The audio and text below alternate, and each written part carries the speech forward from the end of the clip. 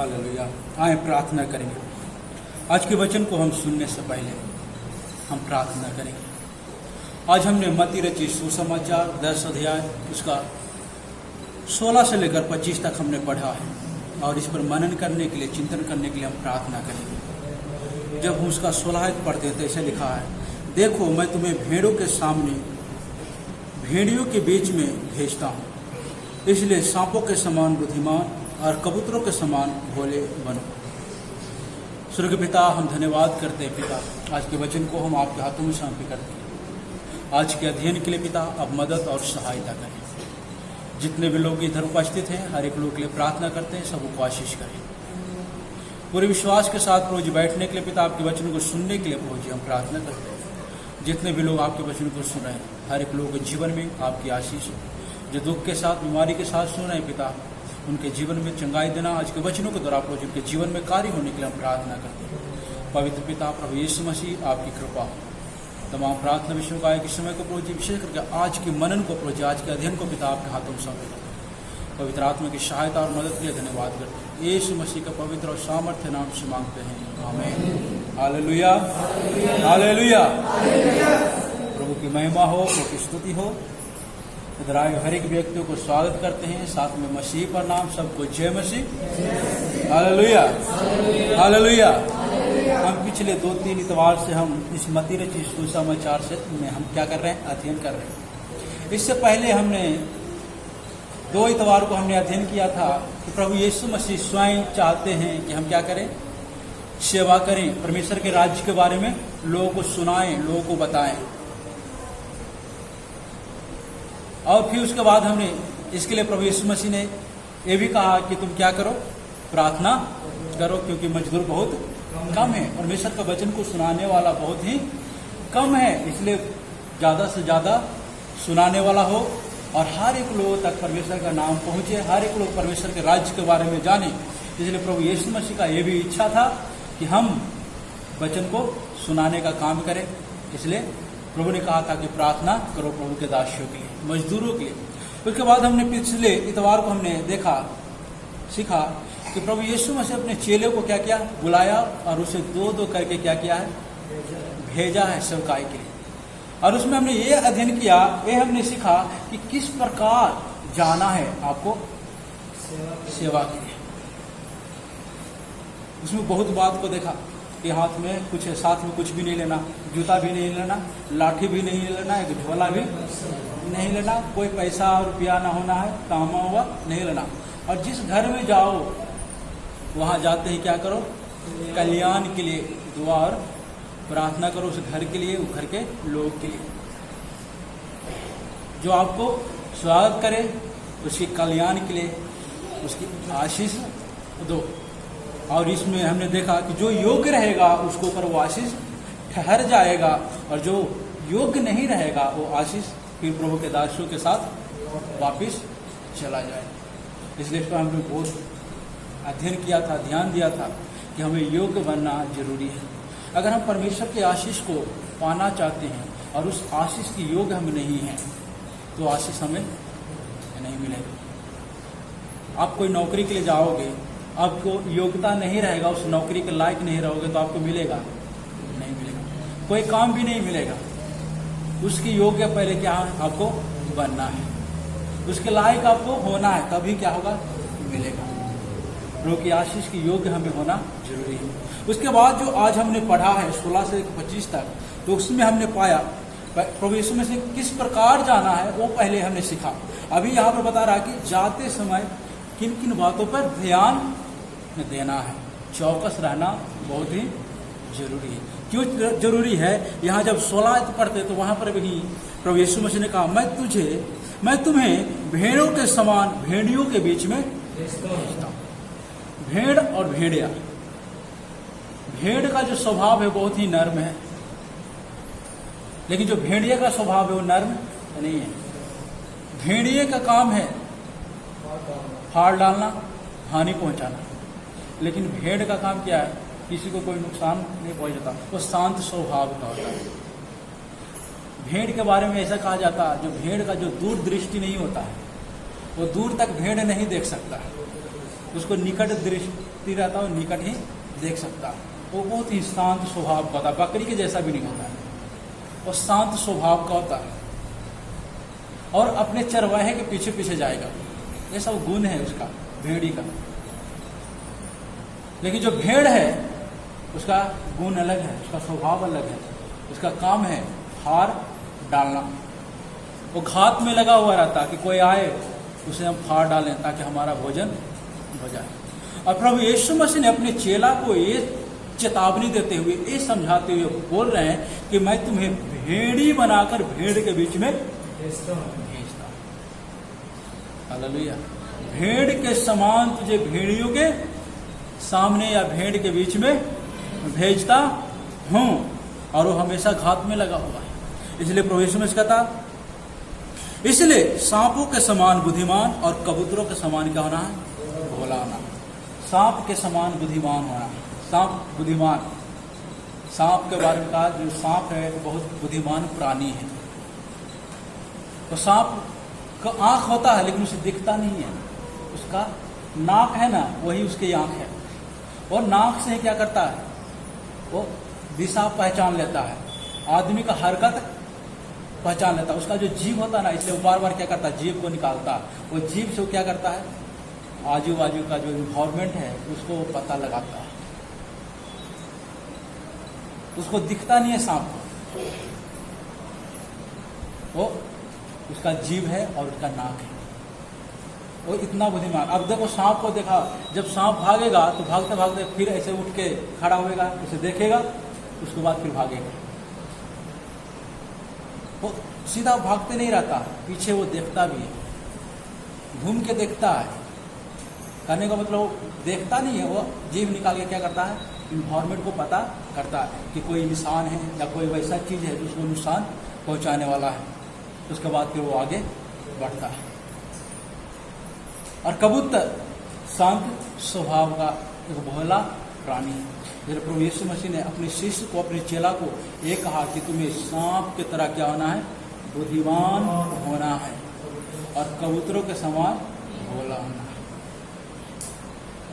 आप प्रभु के सेवा में निकला है या प्रभु पर आप विश्वास करते हो तो हमें बुद्धिमान होना, हर एक बात का समझ होना ही बहुत जरूरी है।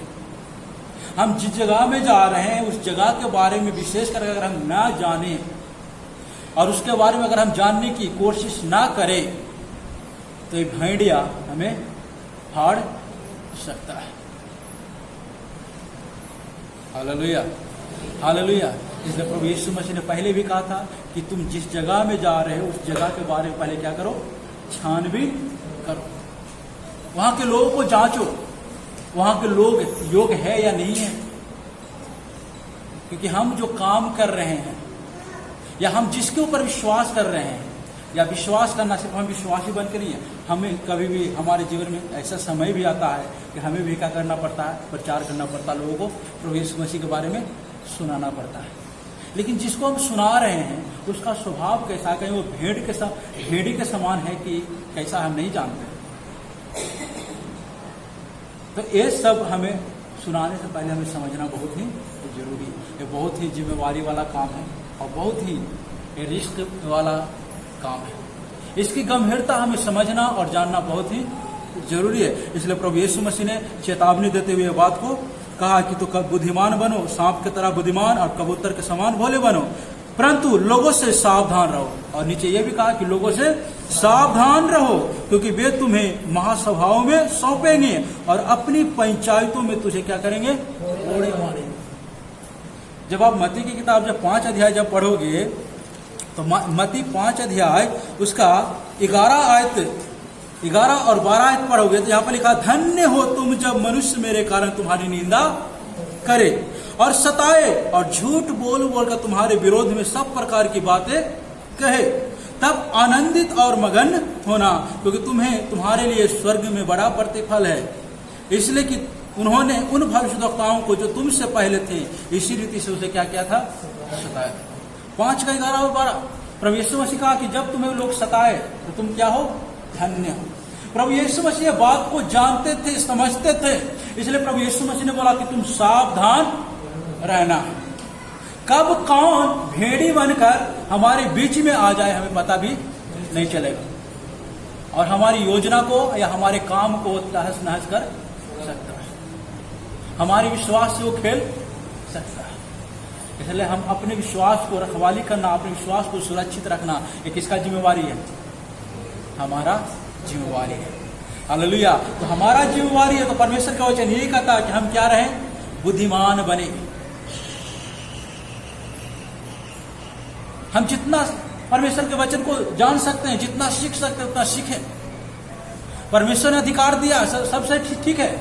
परमेश्वर ने अधिकार दिया कि आप बीमारों के लिए प्रार्थना करो, बीमारी चला जाएगा। अब मुर्दों को जिंदा करो, कोढ़ियों को चंगा करो, जो दुर्बल है उसकी भी सहायता करो। ये सब ठीक है। अगर हम चतुर नहीं हैं, हम बुद्धिमान नहीं हैं, ये सब क्या हो जाएगा? बेकार हो जाएगा। ये अभिषेक और ये अधिकार सब क्या हो जाएगा? खराब हो जाएगा, सत्यानाश हो जाएगा। इसलिए हमें बुद्धिमान बनना बहुत ही जरूरी है और अपने विषय में सावधान रहना जरूरी है। Hallelujah, hallelujah. और कहता कि कोई अंत के दिन में ये सारी बातें होगा। अंत के दिन में आज बहुत जगह में भी ये बातें हो रहा। कलीसिया सताए जा रहा, विश्वासियों को मारा जा रहा, ये प्रार्थनाएं बंद किया जा रहा है, ये चलती प्रार्थनाओं को लोग आता है बंद करवा देता है। इसलिए बुद्धिमान होना बहुत ही जरूरी है और ये सब सहने की योग्य भी होना है। ये सब सहना है, क्योंकि वचन क्या कहता? धन्य वह है जो मेरे कारण सताया जाता है। जब नीचे नीचे हम आएंगे तो बाद 18 पढ़ते हैं, तुम मेरे लिए हकीमों और रजाओं के सामने उन पर और अन्य जातियों पर गवाह होने के लिए पहुंचाए जाओगे। जब वे तुम्हें पकड़वाएंगे तो यह चिंता न करना कि हम किस रीति से या क्या कहेंगे, क्योंकि जो कुछ तुमको कहना होगा वह उसी घड़ी तुम्हें क्या किया जाएगा? बता दिया जाएगा। प्रभु यीशु मसीह ने एकदम स्पष्ट किया है कि तुम लोग तुम्हें क्या करेंगे? पंचायतों में पकड़ेंगे, महासभाओं में पेश करेंगे। उस समय तुम कोई चिंता नहीं करना, या पहले से सोच के नहीं रखना कि अगर लोग मुझे पकड़ेगा तो मैं ये बातें बोलूंगा। ऐसा करके प्रभु यीशु मसीह ने चिंता करने की बात भी ना कहा, क्योंकि यीशु मसीह कहा अगर लोग तुम्हें पकड़ेंगे और महासभाओं में पंचायतों में जब पेश करेंगे तब उसी समय तुम मेरे क्या हो जाओगे? गवाह बन जाओगे। हालेलुया। उसी समय हमारे जीवन के द्वारा प्रभु यीशु मसीह की महिमा हो जाएगा। उसके बाद नीचे, क्योंकि बोलने वाले तुम नहीं हो परंतु तुम्हारे भीतर परमेश्वर का आत्मा। तुम नहीं हो, कौन है बोलने वाला? परमेश्वर। हमारे अंदर हमारे परमेश्वर की आत्मा है और वो ही क्या करता है? बोलता है। हम सोच के रखेंगे वो सब क्या हो जाएगा? धरा हुआ रह जाएगा। हम बोल नहीं सकते। परमेश्वर जैसे हमें अगुवाई करेगा तो वैसे ही हमें बोलना है, वैसा ही हमें परमेश्वर के वचन को सुनाना है या बताना है या सिखाना है। इसके लिए हमें सावधान रहना और बुद्धिमान बनना जरूरी है। इसका मतलब ये नहीं है कि हम बुद्धिमान न बने, हम परमेश्वर के वचन को सीखें नहीं, परमेश्वर के वचन को पढ़ें नहीं। हम उसी वो बातों का इंतजार ना करें कि लोग हमें पकड़ेगा उसी समय आत्मा हमें बोलने के लिए सिखाएगा। ऐसा नहीं है। परमेश्वर वचन कहता आत्मा प्रभु यीशु मसीह के बातों में से आपको सिखाएगा, अलग से वो बातें लेकर नहीं आएगा, अलग से कोई बातें बोलने के लिए नहीं देगा। जो वचन में जो लिखा हुआ है वही वचन आत्मा क्या करेगा? अगुवाई के द्वारा बोलेगा, ताकि परमेश्वर की महिमा। अब ये जानते, जब प्रेरितों की किताब जब पढ़ोगे, पौलुस को जब पकड़ा गया था, चेतावनी दिया था, सावधान किया था, भविष्यवाणी किया था कलीसिया में कि तुम उस रास्ते से नहीं जाना, लोग तुम्हें पकड़ने के लिए घात में बैठा हुआ। फिर भी पौलुस माना नहीं, उसी रास्ते से गया और बोला कि मैं जाऊंगा ताकि मेरे द्वारा क्या हो? परमेश्वर की महिमा। और पौलुस को बहुत जगह में लेकर गया, बहुत कोर्ट में, अदालतों में उसको पेश किया। हर जगह पौलुस ने क्या किया? प्रभु यीशु मसीह की महिमा किया। पौलुस के अंदर भी कोई गलती, कोई गुनाह नहीं मिला। आखिर में पौलुस को मार दिया लोगों ने मार दिया, लेकिन परमेश्वर की महिमा हुआ उसके जीवन से। जो परमेश्वर ने जो योजना बनाया था पौलुस के द्वारा, वो योजना को क्या हुआ? पूरा। हालेलुया। तो हमें सोचना नहीं है, हमें पहले से तैयारी नहीं करना है कि हम ये चीज़ बोलेंगे, ये चीज़ करेंगे। आप वचन पढ़ें, आप जितना परमेश्वर के वचन में आपको बुद्धिमान बनना है, जितना आपको सीखना उतना सीखें। उसके बाद जब हम 21 आयत पढ़ेंगे, यहाँ कहता है भाई को और पिता पुत्र को घात करने के लिए सौंपेंगे, और बच्चे माता पिता के विरोध में उठ कर उन्हें मरवा डालेंगे। जब आप विश्वास करोगे, वचन कहता है जब आप विश्वास करोगे तो आपके घर के लोग ही आपका विरोध में खड़ा हो जाएगा। कहीं बाहर से नहीं आएगा, बाहर से भी आएगा, लेकिन सबसे पहले हमारा घर के लोग ही। यहां पर लिखा भाई को और पिता पुत्र को घात के लिए सौंपेंगे। उसके बाद बच्चे माता पिता के विरोध में उठकर उन्हें मरवा डालेंगे। आज कितना बच्चे हैं जो विश्वास नहीं करता, माँ बाप को बोलते रहता है तू ये क्या काम करता है, उसे अच्छा नहीं लगता, बहुत है। Hallelujah, hallelujah.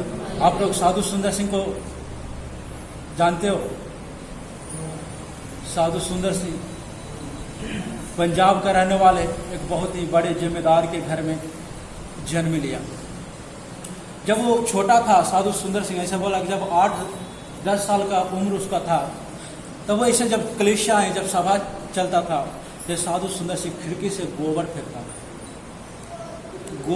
था, प्रार्थना होने नहीं देता था, इतना डिस्टर्ब करता था, इतना वो विरोध करता था मसीह से।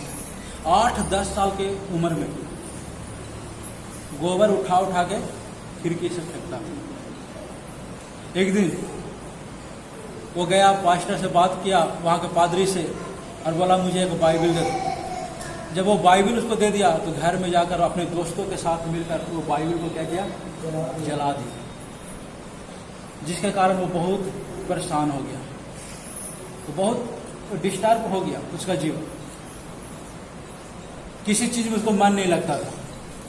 फिर किसी दोस्त ने उसे बोल दिया कि तू बाइबल जला दिया है ना, इसी कारण ऐसा हो रहा है, ऐसा बोल दिया। तो बहुत गंभीरता में पड़ गया कि ऐसा भी हो सकता है। हम पंजाब में रहा, वहाँ उन लोगों को हम जानते हैं। जो पंजाबी होता है, जो सिख होता है, वो सुबह 4 बजे उठता है, बच्चा हो या बूढ़ा हो, 4 बजे उठता है। 4 बजे उठकर 4 बजे भोर में, चाहे कितना भी ठंड हो, वो नहाता है। नहाकर अच्छा से तैयार होगा, उसके बाद उन लोगों को पूजा का एक स्थान होता है, वो घर में, वो रूम में पूरे परिवार के साथ बैठेगा और गुरबानी बोलता है, वो करता है। वही आदत लगा हुआ था ये साधु सुंदर सिंह को। एक दिन ऐसा 4 बजे भोर में उठा, जैसे नहाता धोता था वैसे वो नहा लिया, धो लिया, और अपने रूम में आकर बैठ गया और प्रार्थना करने लगा कि सच्चा परमेश्वर कौन है, मुझे दर्शन दे।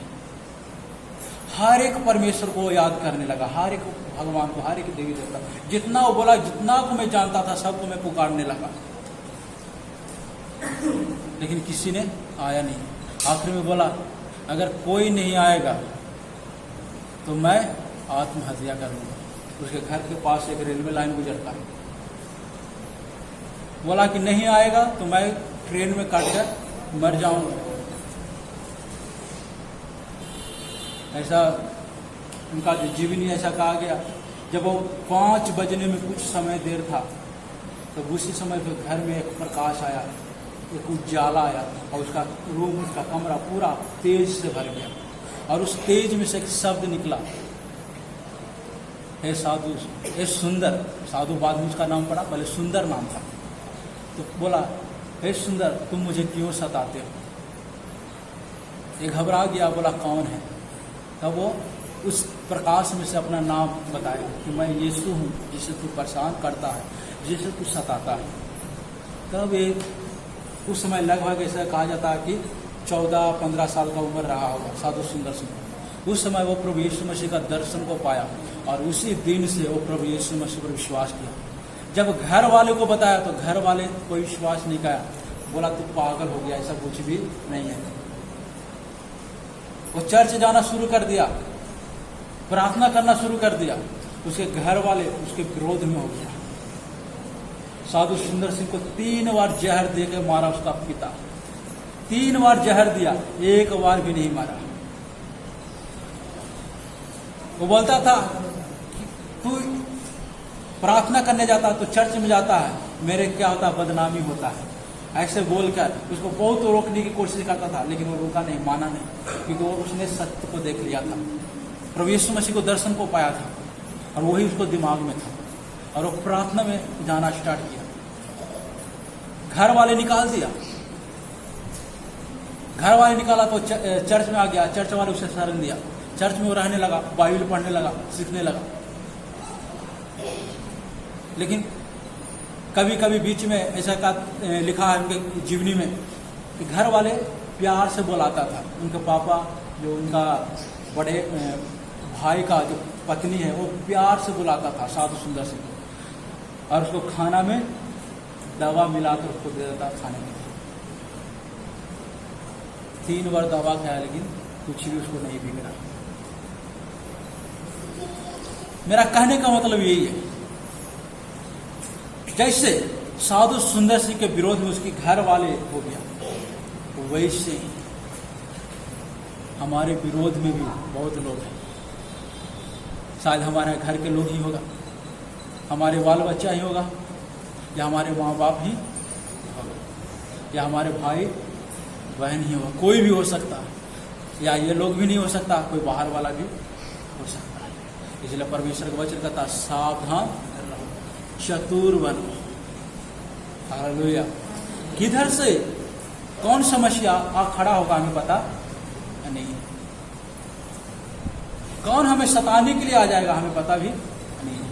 अब प्रभु यीशु मसीह का वचन कहता है, बुद्धिमान वही है जो घर बनाने से पहले क्या करता है, अपने घर की खर्चा के बारे में हिसाब करता है।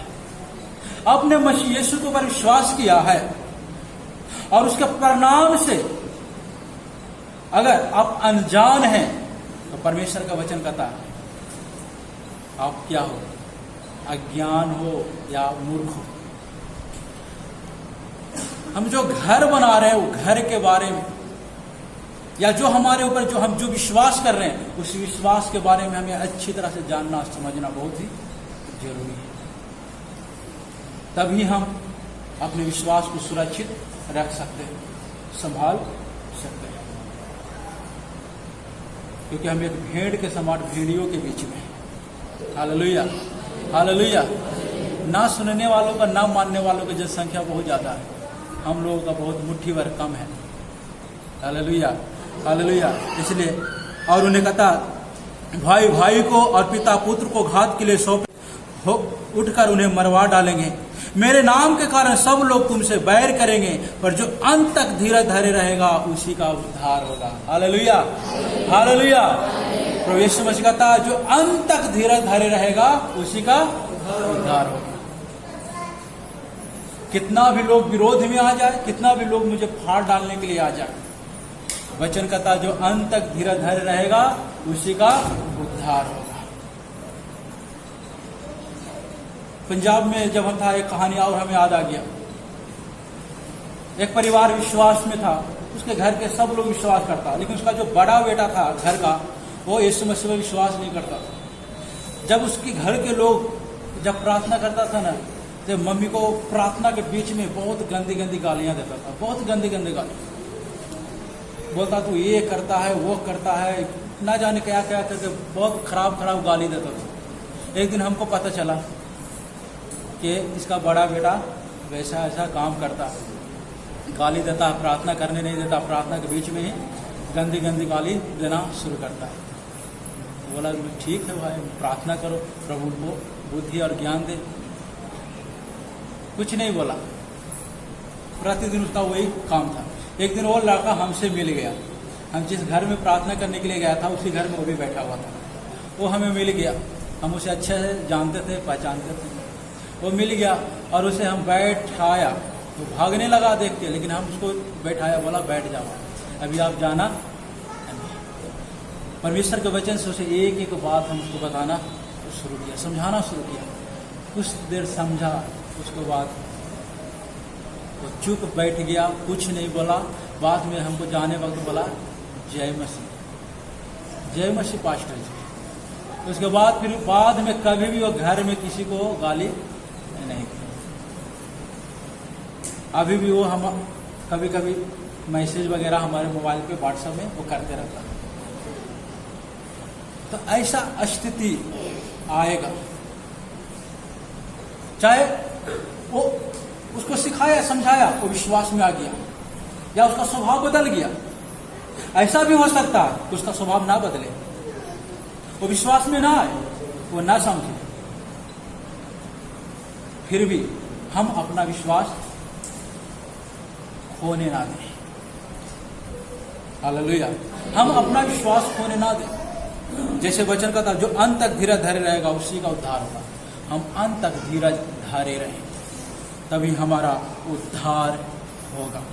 उसके बाद नीचे, जब वे तुम्हें एक नगर में सताए तो दूसरे को भाग जाना। मैं तुमसे सच कहता हूं, तुम इस्राएल के सब नगरों में ना फिर चुकोगे कि मनुष्य का पुत्र आ जाएगा।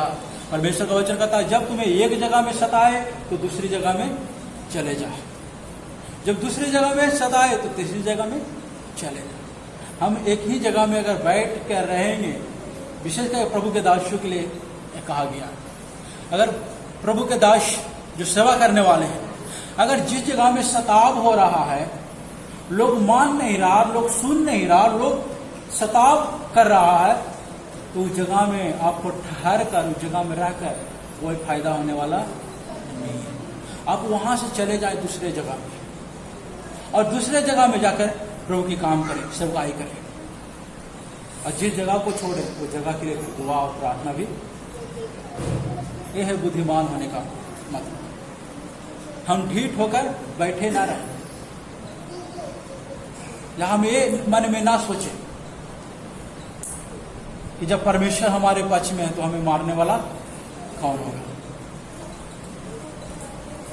ये वो कहावत है, राखो साइया, ऐसे करके जागो राखो साइया, मार सके ना कौन। एक बाबा, एक पुजारी था, सेवा करने वाला। एक गांव में बाढ़ आया तो धीरे धीरे सब डूबने लगा, गांव में धीरे धीरे खाली करके सब भागने लगा। जो मंदिर का पुजारी था ना, वो भागा नहीं, वो यही शब्द दोहराते रहा, जाको राखे साइया, मार सके ना। वो ये दोहा वो रिपीट करते रहा और वो भाग नहीं रहा। जब पानी इतना हुआ तो छत पे चला गया, छत पर भी जाकर वैसा ही करते रहा, वो मंत्र बोलते रहा। गांव पूरा खाली हो गया। उसे लेने के लिए हेलीकॉप्टर भी आया, लेकिन फिर भी वो गया नहीं। बोला, मैं अपनी जगह को, अपनी पूजा के स्थान को छोड़कर नहीं जाऊंगा। मेरा भगवान या मेरा ईश्वर जो है वो मुझे मरने नहीं देगा। ऐसे बोल कर वहीं पर टिक गया। आखिर में बहुत तेज बारिश आया, बहुत तेज पानी आया, और वो बाबा छत पर से भी बहकर चला गया और मर गया। जब वो मर गया, जब परमात्मा के पास, जब परमेश्वर के पास गया, तो बोला, उससे एक प्रश्न किया, मैं तुझे स्वर्ग में क्यों आने दूं? तू आत्महत्या किया है। आत्महत्या करने वाला कभी भी स्वर्ग में नहीं जा सकता। तो बोला, मैं आत्महत्या नहीं किया हूं। बाबा बोलने लगा, मैं आत्महत्या नहीं किया। बोला, तू आत्महत्या किया है। मैं तुझे मदद के लिए लोगों को भेजा, लेकिन तू गया नहीं। तू अपना प्राण खुद दिया है। जब तू जान रहा कि पानी बढ़ रहा, पानी की लेवल बढ़ रहा, तो तुमको भागना है, अपना जान बचाना है। जब सताव आता है, जब समस्याएं आता है, तो आपको भागना जरूरी है। अपने आप को समर्पित ना करें कि आप हमें मार दो या ये करो। इसका मतलब ये नहीं कि आप विश्वास से भाग जाएं। विश्वास से नहीं भागें, अपने जीवन को बचाने के लिए भागें। विश्वास से नहीं भागें। आपका विश्वास मजबूत होना है मसीह में, कमजोर नहीं होना। Hallelujah, hallelujah, hallelujah. तो हमें एक नगर से जब ऐसा समय आए तो हमें भागना भी पड़ेगा, तो हमें भागना भी है। और उसके बाद 24 साल का था, चेला अपने गुरु से बड़ा नहीं होता, और न दास अपने स्वामी से। चेले का गुरु के और दास का स्वामी के बराबर होना ही बहुत है। पर उन्होंने घर के स्वामी को शैतान कहा, तो उसके घर वालों को क्या कुछ न कहेगा। वचन कहता है चेला कभी भी गुरु से बड़ा नहीं हो सकता, लेकिन चेला गुरु के बराबर बनना और बड़ा बनना में बहुत अंतर है। तो चेला का काम क्या है? बराबर। वो बराबर हो सकता लेकिन बड़ा कभी भी नहीं हो सकता, कोई भी क्षेत्र में बड़ा नहीं हो सकता। लेकिन यहां पर एक बात है, क्या कहा गया है कि जब घर के स्वामी को लोगों ने शैतान कहा तो तुम्हें क्या कुछ न कहेगा। घर के स्वामी कौन है? प्रभु यीशु मसीह। प्रभु यीशु मसीह क्या कर रहा? परमेश्वर की राज्य के बारे में प्रचार भी कर रहा, सुसमाचार भी सुना रहा है। फिर भी अंधों को आंखें दे रहा, गूंगों को बोली दे रहा, जो कोढ़ी है उसको शुद्ध कर रहा, मुर्दों को भी जिंदा कर रहा। फिर भी प्रभु यीशु मसीह को लोगों ने आकर क्या कहा कि तू शैतान की सहायता से क्या करता है? दुष्ट आत्माओं को निकालता है। इतना बड़ा आरोप लगाया प्रभु यीशु मसीह को। प्रभु यीशु मसीह को लोगों ने शैतान कह दिया। तो वचन कहता तुम्हें क्या कुछ न कहेंगे। जब यीशु मसीह को, जब घर के स्वामी को लोग शैतान कह सकता है तो हमें क्या, आप कल्पना भी नहीं कर सकते हो वैसे वैसे शब्द हमें कह सकता है, या वैसे वैसे शब्द हम सुन सकते हैं जो हम मन में कल्पना भी नहीं कर सकते। हालेलुया। फिर भी हमें सावधान रहना है। Hallelujah, hallelujah. आपको जवाब देना है, सहनशीलता के साथ जवाब, धीरज के साथ जवाब। आप भावनाओं में बहाकर कोई गलत कदम ना उठाएं कि मेरे विश्वास के बारे में ऐसा कुछ बोल रहा है तो हम भी बोल दें, ऐसा नहीं है। सहनशीलता से, नर्म स्वभाव से, कबूतर के समान भोले बनकर उनके बीच में रहें और जवाब दें। Hallelujah, hallelujah. ये तो उन्हें जवाब देने के चक्कर में हम खुद क्या हो जाएंगे? पाप में गिर जाएंगे। इसलिए परमेश्वर का वचन कहता क्रोध करो पर पाप मत करो, क्रोध करो पर पाप मत करो। जवाब यशायाह की किताब 55 अध्याय, यशायाह 55 उसका 8 और 9 पढ़ते हैं। पढ़ के देखें 8 और 9।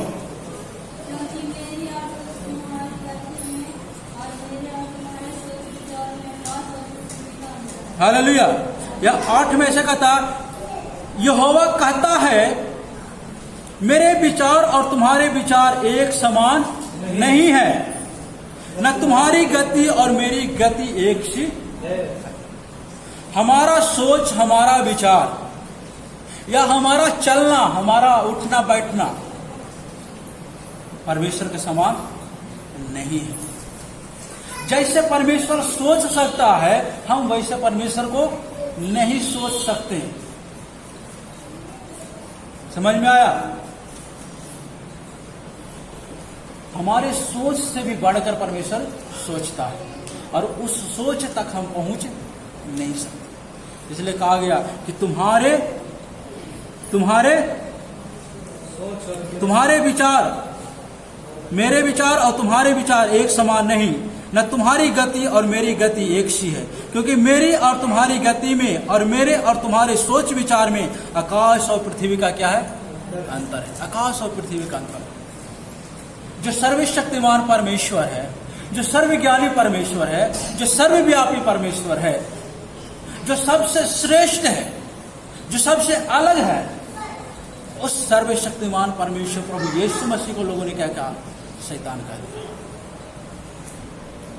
तो प्रभु यीशु मसीह ने पहले ही सोच लिया, पहले ही ये बातें समझ गया कि हमारे विरोध में लोग क्या कुछ न कहेंगे। इसलिए प्रभु यीशु मसीह ने कहा मत्ती 5 के 11 और 12 में कि धन्य हुआ है जो मेरे नाम के कारण सताए जाते हैं। हालेलुया। और यहां पर मत्ती 10 में जब हम पढ़ते हैं, कहता अंत तक जो धीरज धरे रहेगा उसी का आप सताए जाओगे, आप बदनामियों को सहोगे, लोग नाना प्रकार की बातें लेकर आपके पास आएगा। आपके घर के लोग लेकर आए या आपके रिश्तेदार लोग लेकर आए या आपके आस पास में रहने वाला लोग हो या कोई क्यों ना हो, वो आएगा, कोई ना कोई रूप में, कोई ना कोई माध्यम से आएगा। इसलिए परमेश्वर का वचन कहता हम चतुर बने, हम बुद्धिमान बने और सावधान रहे। हालेलुया। बहुत से घर से जवान बेटे बेटियां जो है, विशेष करके जो लड़कियां हैं, वो आज प्रार्थना में नहीं आता। पता है क्यों नहीं आता है? हमें पता चला कि अभी प्रार्थना में जाएगा, अभी विश्वासी बन जाएगा, और बाद में शादी होगा तो फिर उसको उसी धर्म में जाना पड़ेगा। ऐसा नहीं है। आप प्रार्थना करोगे, आप विश्वास करोगे, आपके द्वारा परिवार कैसा भी हो बदल जाएगा, या परमेश्वर ने जो योजना बना के रखा, जो सोच के रखा, वही पूरा होगा। ये आपने तय नहीं किया। या किसी को इस प्रकार से सोचकर घर में बैठाना या चर्च में आने से रोक देना, ये गलत है। हालेलुया। जब हम जानते हैं कि आकाश के नीचे पृथ्वी पे आप कोई दूसरा नाम नहीं है उद्धार के लिए, सिर्फ यीशु मसीह का नाम है, तो हम उसे क्यों रोकते हैं कि आप नहीं जाओ? नहीं तो फिर शादी होगा तो फिर आप फिर उसी रीति रिवाज में चले जाओगे। ऐसा नहीं है। एक प्रभु के दास है, पीजी वर्गीस, नाम सुना होगा, बहुत बड़ा सेवक है, भारत में अधिकतर लोग जानता है। वो फौज में था। वो बोलता पीजी वर्गीस कि मुझे 4-4, 5-5 सिगरेट ऐसा धारी लगाकर पीने की आदत था। वो फौज में था। बोला कि मेरा एक दिन ऐसा हालत हुआ कि मैं चल नहीं सकता, चलने में दिक्कत हो गया। वो ईसाई है बचपन से, लेकिन उसके अंदर कोई मसीह का कोई गुण नहीं है, विश्वासी का कोई गुण नहीं है। सिर्फ नाम से क्या है? ईसाई है। नाम से क्या है? ईसाई है। उसका पत्नी अच्छा विश्वासी है, उसका पत्नी चर्च में जाकर डेली प्रार्थना करने वाला है। पत्नी को भी कभी कभी मारता था जब प्रार्थना में जाती थी, लेकिन वो पति के लिए प्रार्थना प्रतिदिन करता था। एक दिन वो पीजी वर्गीस प्रभु यीशु मसीह को स्वीकार किया। उसके जीवन में परमेश्वर ने अद्भुत काम किया और प्रभु यीशु मसीह को स्वीकार किया। आज वो भारत में नहीं, पूरी दुनिया में आज उसको जानता है। इतना बड़ा आज वो प्रभु का सेवक बना हुआ है। वो फौज में इस्तीफा देकर प्रभु यीशु मसीह की सेवकाई में आया। ये किसके प्रार्थना से संभव हुआ? कौन काम किया? परमेश्वर ने। तो परमेश्वर का वचन कहता, आप निर्णय लेने वाले कौन है कि हमारे बेटे विश्वास करे या ना करे? आप कुरिन्थियों की पत्री पढ़े, पहला कुरिन्थियों 7 अध्याय, पहला कुरिन्थियों 7 अध्याय उसका 14, क्योंकि ऐसा 14 से नहीं, उसका 12 से पढ़ो, ध्यान से सुने। दूसरों से प्रभु नहीं परंतु मैं ही कहता हूँ, हाँ यदि किसी भाई की पत्नी विश्वास न रखती हो हाँ और उसके साथ रहने से प्रसन्न हो तो वह उसे न छोड़े। हाँ। जिस स्त्री का पति विश्वास न रखता हो और उसके साथ रहने से प्रसन्न हो वह पति को न छोड़े। हाँ। क्योंकि ऐसा पति जो विश्वास नहीं रखता है वह पत्नी के कारण पवित्र ठहरता है। हाँ। और ऐसी पत्नी जो विश्वास नहीं रखती है पति के कारण पवित्र ठहरती है। और नहीं तो तुम्हारे बाल बच्चे अशुद्ध होते, हाँ। परंतु अब तो पवित्र है। और नीचे, परंतु जो पुरुष विश्वास नहीं रखता यदि वह अलग हो तो अलग होने दो। ऐसी दशा में कोई भाई या बहन बंधनों में नहीं, परमेश्वर ने हमें मेल मिलाप के लिए बुलाया है। क्योंकि हे स्त्री तू क्या जानती है कि तू अपने पति का उद्धार करा लेगी, और हे पुरुष तू क्या जानता है कि तू अपनी पत्नी का उद्धार करा लेगा। हालेलुया।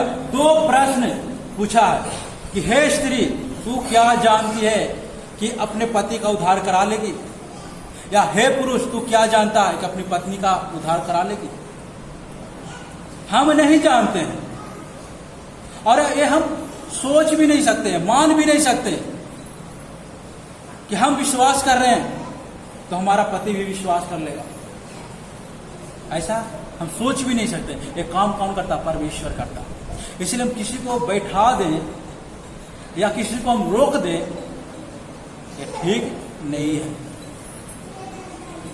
आप विश्वास करते हो, आप परिवार के लिए प्रार्थना करें। जो आना चाहते हैं उसे रोके ना, उसे लेकर आए।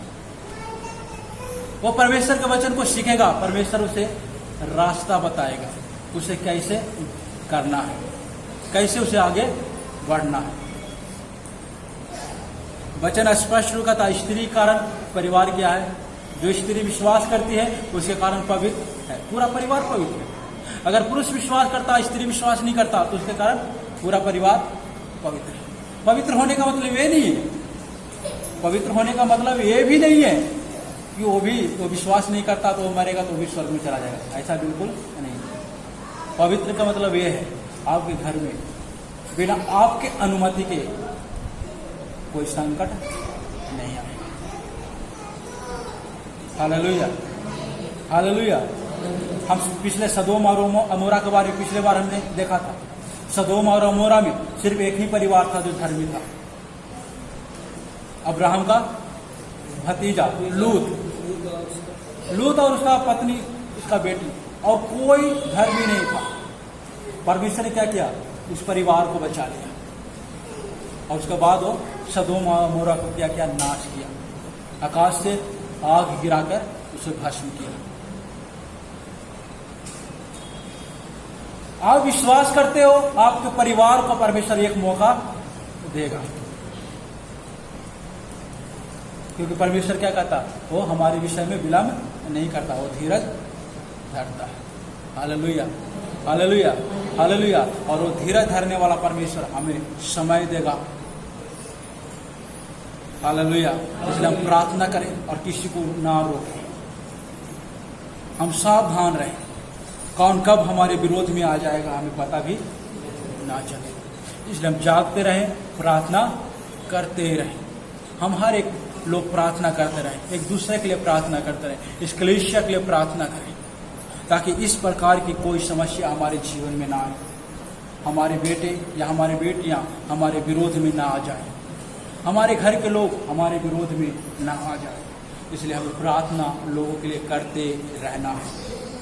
हर समय जब आप प्रार्थना करते हो, आप प्रार्थना जरूर करें, क्योंकि आपके प्रार्थना के द्वारा ही वो शांत रहेगा। हालेलुया। तो आइए हम प्रार्थना करें, हम अपने आंखों को बंद करें और प्रार्थना करें। धन्यवाद स्वर्गीय पिता,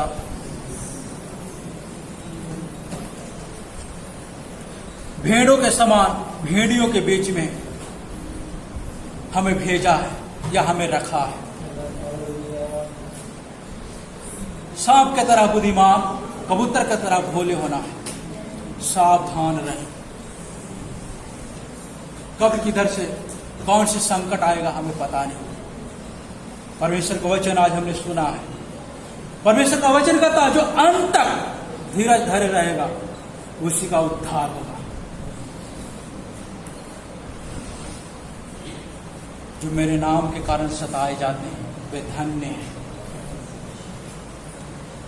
धन्यवाद स्वर्गीय पिता, हम धन्यवाद करते हैं, प्रार्थना और विनती करते हैं, आप हमें बुद्धि दे, ज्ञान दे पिता।